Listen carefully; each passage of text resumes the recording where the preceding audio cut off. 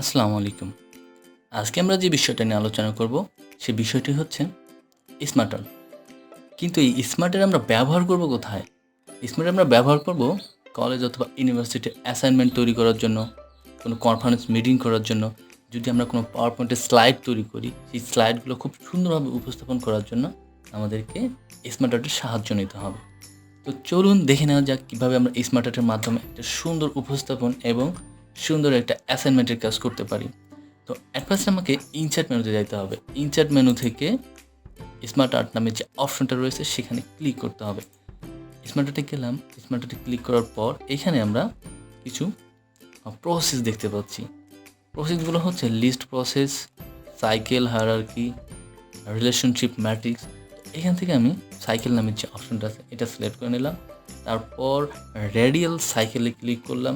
ওকে করার পর এখানে সাধারণভাবে একটা ডিজাইন করা আছে।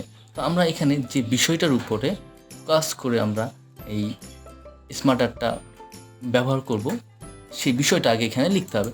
যদি আমি এখানে লিখি কম্পিউটার সম্পর্কে, ওকে আমি লিখলাম কম্পিউটার।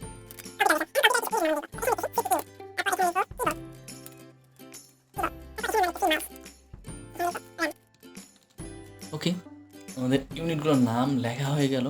এখন এটাকে আমরা কীভাবে একটু কালারফুল করব, কীভাবে একটু আকর্ষণীয় করব। কালারফুল করার জন্য এখানে চেঞ্জ কালারে ক্লিক করে আমরা এখান থেকে যে কালারটা ভালো লাগবে ওটা এখানে সিলেক্ট করবো। আমি এটা নিলাম। নেওয়ার পর এইখানে আছে স্মার্ট আর্ট স্টাইল। তো স্মার্ট আর্ট স্টাইলে আমরা ক্লিক করব। স্মার্ট আর্ট স্টাইলে ক্লিক করার পর এখানে অনেক সুন্দর স্টাইল এখানে দেওয়া আছে। তো আমি এখান থেকে এই স্টাইলটা সিলেক্ট করে নিলাম।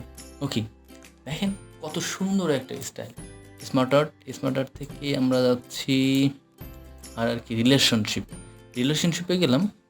যাওয়ার পর এইখান থেকে আমরা নেব কভার কিং রেডিয়াল। ওকে, ক্লিক।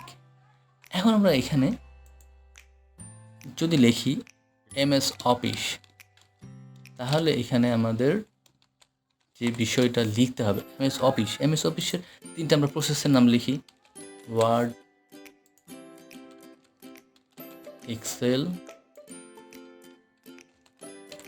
Power point. ওকে, এখন আমরা কী করব, কালার করে নেওয়ার পর এখান থেকে স্টাইল এখানে অ্যাপ্লাই হয়ে গেল।